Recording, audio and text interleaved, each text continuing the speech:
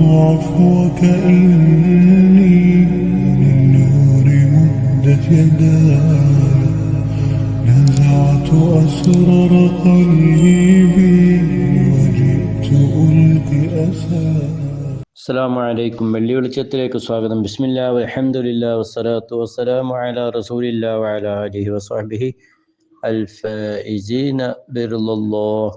ഭരണപക്ഷവും പ്രതിപക്ഷവും രണ്ട് കൂട്ടരും ജനസേവനത്തിൽ പങ്കാളികളാകണം. എന്ത് ചെയ്താലും എതിർക്കാനുള്ളവരാണ് പ്രതിപക്ഷമാവുന്ന ഞങ്ങൾ എന്നൊരു ധാരണ ശരിയല്ല. പ്രതിപക്ഷം, ആ പ്രതി എന്ന മലയാള പ്രയോഗം പോലും അല്പം ദുസ്സൂചന നൽകുകയാണ്. ജനങ്ങളുടെ സേവനം ചെയ്യുക എന്നതാണല്ലോ ജയിച്ചു വരുന്നവരുടെ ബാധ്യത. അതേസമയം തെറ്റുകൾ കണ്ടാൽ പിന്നെ അവിടെ നോക്കി നിൽക്കരുത്.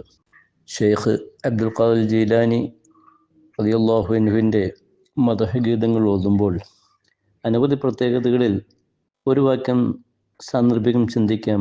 വസ്തതാഅ ശൈഖു അബ്ദുൽ ഖാദിർ بالموعظة الحسنة أن يرد كثيرا من الحكام الظالمين عن ظلمهم.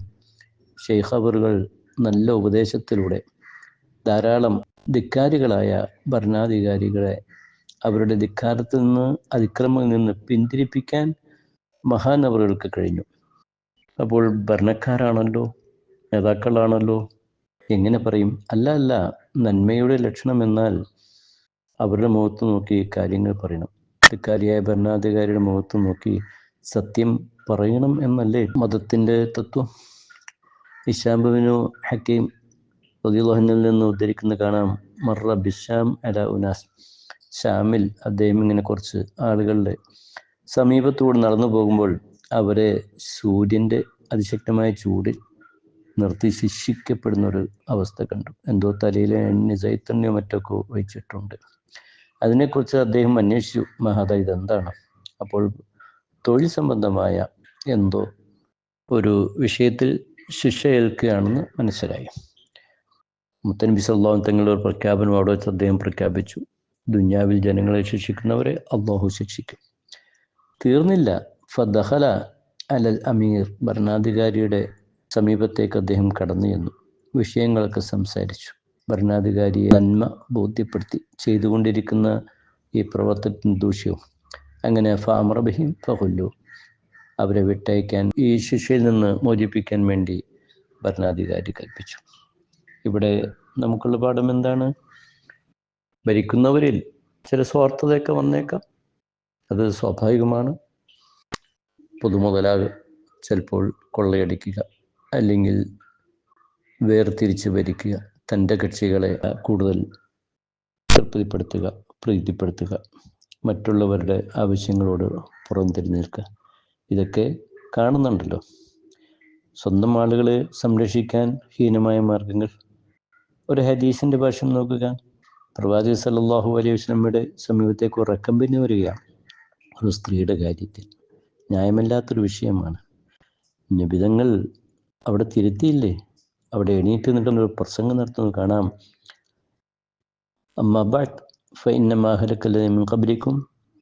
മുമ്പുള്ള ചില ആളുകൾക്ക് നാശം വന്നെന്താണെന്ന് പറയുമ്പോൾ, ഇന്നഹും ഇദാ സരിഖ ഫീഹിമു ശരീഫ് തർക്കുഹു. ഉന്നതന്മാർ വല്ല മോഷണവും മറ്റൊക്കെ നടത്തി, എന്നാൽ അവരങ്ങ് വിട്ടയച്ചേക്കും. ഇദാ സരിഖ ഫീഹിമു ദഈഫ്. ദുർബലരായ ആളുകൾ മോഷണം നടത്തിയാലോ അഖാമു അലൈഹിൽ ഹദ്ദ, ശിക്ഷ നടപ്പാക്കും.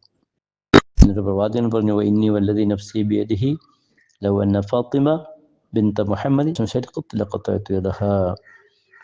പ്രവാചകന്റെ പ്രഖ്യാപനം നോക്കുക.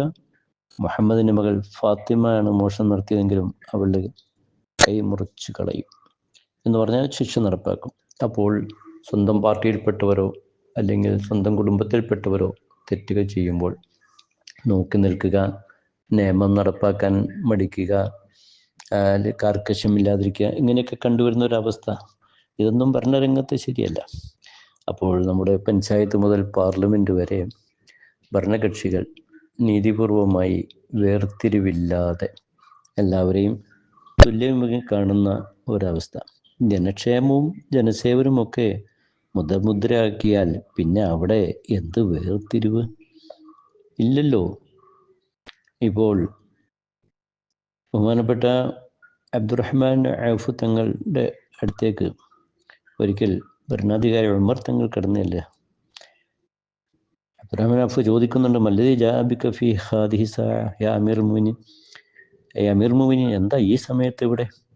അപ്പോൾ ഉമർ റളിയല്ലാഹു പറഞ്ഞു, ഞാനൊരു സംഘത്തിന് സമീപത്തുകൊണ്ട് നടന്നുപോയി. അവരെവിടെ മറ്റോ വന്നവരാണ്. അപ്പോൾ അവർ ഇതാ ബാത്തു നാമു, രാത്രിയാകുമ്പോൾ ഉറങ്ങുമല്ലോ, ഫഖശിതു അലൈഹിം സർഖ, വല്ല മോഷണം അവരുടെ സമീപത്ത് നടക്കുമോ എന്ന് ഞാൻ ഭയപ്പെട്ടു. അതുകൊണ്ട് ഫന്തലിഖ് ബിനാ നഅ്സും, അബ്ദുറഹ്മാൻ ഉമർ തങ്ങൾ പറയാണ്, വരൂ നമുക്ക് അവരെ കാവൽക്കാരാകാം. അങ്ങനെ ഫന്തലഖോ, അവർ രണ്ടുപേരും അവരെ സംരക്ഷിക്കാൻ വേണ്ടി പോവുകയാണ്. ആ സംഘത്തിൻ്റെ അടുത്ത് അവരിയ്ക്കുന്നു, യഹ്രിസാൻ, കാവൽക്കാരായിട്ട്. സുബഹി സമയമായപ്പോൾ അവിടെ ഉമർ റളിയല്ലാഹു അൻഹു വിളിച്ചു പറഞ്ഞു, യാ അഹ്ലർ റഫഖ് അസ്സലാ അസ്സലാ, നിസ്കാരത്തിന് സമയമായി. ഇവിടെ ഭരണാധികാരി ചെയ്തതെന്താ? കൊട്ടാരത്തിലേക്ക് പോയി സുഖമായി ഉറങ്ങുകയല്ല. പ്രജകളിൽ, ജനങ്ങളിൽ ആർക്കെങ്കിലും എന്തെങ്കിലും ആപത്ത് വരുമോ എന്ന ഭയം. അപ്പോൾ അതിന് പരിഹാരമുണ്ടാക്കുകയാണല്ലോ. സുബ്ഹാനല്ലാഹ്. ഉമർ റളിയല്ലാഹു ആണല്ലോ ഒരു അഹ്ലു ദിമ്മത്ത്, മറ്റു സമൂഹത്തിൽപ്പെട്ട ഒരാൾ. അല അബുവാ ബിന്നാസ് ഓഹ ഷെയ്ഖ് മബീർ, വൃദ്ധനാണ്. ജനങ്ങളെ വാതിൽക്കൽ കൂടി ഇങ്ങനെ സഹായം അഭ്യർത്ഥിച്ച് നടക്കുന്നു. ആ സമയത്ത് ഫഖാല ഉമർ റളിയല്ലാഹു അൻഹു പറഞ്ഞു, മാ അൻസഫനാക, ഓ അങ്ങയോട് നമ്മൾ നീതി പാലിച്ചിട്ടില്ല അല്ലേ? കാരണം അഖദ്നാ മിൻകൽ ജിസിയ മാ ദുംത ശാബ, താങ്കൾ ചെറുപ്പക്കാരനായിരുന്നപ്പോൾ കരം വാങ്ങി നമ്മൾ അതൊക്കെ സ്വീകരിച്ചു. സുമ്മ ലയ്യനാക്കൽ യൗം, ഇപ്പോൾ താങ്കളുടെ വിഷയത്തിൽ ഞങ്ങൾക്ക് വലിയ ശ്രദ്ധയില്ലെന്നോ? അങ്ങനെ വരാൻ പാടില്ലല്ലോ എന്ന് മഹാനുകൾ പറഞ്ഞുകൊണ്ട് പൊതു ഖജനാവിൽ നിന്നുകൊണ്ട് അദ്ദേഹത്തിൻ്റെ ഭക്ഷണ കാര്യങ്ങളൊക്കെ നടപ്പാക്കാൻ വേണ്ടി അദ്ദേഹം ഓർഡർ ഇട്ടു. അപ്പോൾ വൃദ്ധനായൊരു മനുഷ്യൻ, അതിനെ ഇതര വിശ്വാസം ഉൾക്കൊള്ളുന്നയാൾ, പക്ഷേ അദ്ദേഹത്തിൻ്റെ ആവശ്യങ്ങളോട് ഭരണാധികാരി പുറംതിരിഞ്ഞു നിന്നില്ല. ഇതാണ് ഭരണം, ഇതാണ് ക്ഷേമം. അബ്ദുൽ മുബാറക്ക് തങ്ങൾ പറയുന്നുണ്ട്, ഒരു ലീഡർ, ഭരണാധികാരിയുടെ ക്വാളിറ്റി, തൻ്റെ വിവരക്കുറവ് മറ്റുള്ളവരെ മേൽ കെട്ടിവെക്കരുത്. മറ്റുള്ളവരിൽ നിന്നുള്ള വൈഷമ്യങ്ങൾ സഹിക്കാനുള്ള മനസ്സ് വിശാലമാകണം. ഒപ്പം മറ്റുള്ള ആളുകളിൽ നിന്ന് എന്തെങ്കിലും ഇങ്ങോട്ട് വസൂലാക്കണം, കിട്ടണം എന്ന ഒരു ചിന്ത ഭരണാധികാരികൾക്ക് ഉണ്ടാകാൻ പാടില്ല. ഇതാണ് ഒരു ലീഡറുടെ ക്വാളിറ്റി എന്ന് പറയുമ്പോൾ, അതെ, ജനങ്ങളുടെ ഉത്തരവാദിത്വം ഏറ്റെടുത്ത് അംഗങ്ങളായവർ, പഞ്ചായത്തിലെത്തിയവർ, ഇതര സഭകളിലേക്ക് എത്തിയവർ, അവരെല്ലാം ജനങ്ങളോട് നീതി കാണിച്ച് അവരുടെ ഉന്നമനത്തിനു വേണ്ടി, ഗുണത്തിനു വേണ്ടി, നന്മയ്ക്കു വേണ്ടി വിദ്യാഭ്യാസ രംഗങ്ങളിലായാലും, ആരോഗ്യ മേഖലയിലായാലും, കാർഷിക രംഗത്തായാലും, നാടിൻ്റെ ഇതര വികസന പ്രക്രിയയിലായാലും ആത്മാർത്ഥമായി ശ്രമിക്കുക.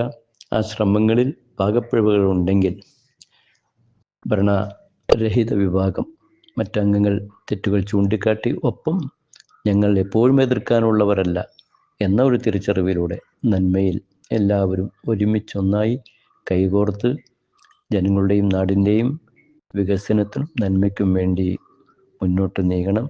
നമ്മുടെ രാജ്യത്ത് നന്മകൾ വന്നു കാണാൻ ജഗന്നിയന്താവായ അള്ളാഹു അനുഗ്രഹം നൽകട്ടെ. വ ആഖിറു ദഅ്വാനാ അനിൽ ഹംദുലില്ലാഹി റബ്ബിൽ ആലമീൻ.